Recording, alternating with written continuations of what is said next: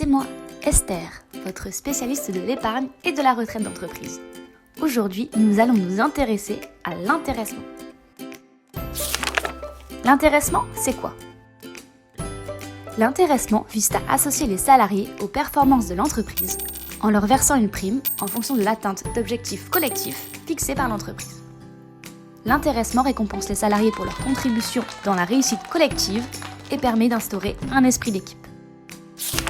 L'intéressement, c'est pour qui?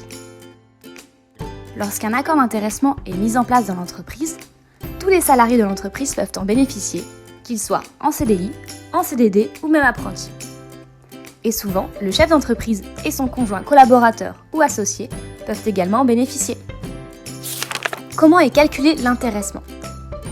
L'intéressement se calcule en fonction des objectifs fixés par l'entreprise. Lors de la mise en place d'un accord, 3 points sont à déterminer par le chef d'entreprise. L'enveloppe globale de l'intéressement, la répartition de la prime, au prorata du salaire, du temps de présence ou de manière uniforme, et les objectifs à atteindre pour verser la prime.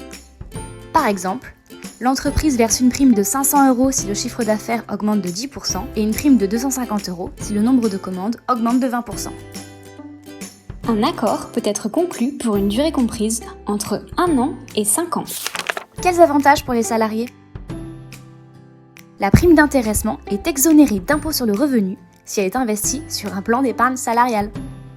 Et en investissant la prime, le salarié peut déclencher l'abondement s'il est mis en place dans son entreprise, c'est-à-dire que l'entreprise va compléter ses versements.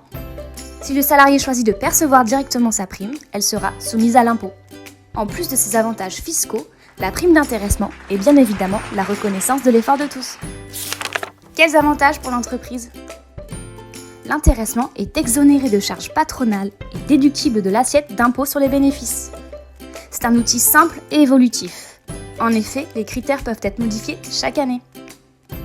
De plus, l'intéressement permet d'associer et d'impliquer les salariés à la bonne marche de l'entreprise, tout en les motivant et les fidélisant. En résumé, vous l'avez compris, l'intéressement permet de partager la réussite de l'entreprise. De plus, il offre des avantages fiscaux et sociaux pour l'entreprise et les salariés. Nos experts sont à vos côtés pour vous aider et vous conseiller. Je vous donne rendez-vous prochainement pour d'autres conseils sur l'épargne et la retraite d'entreprise.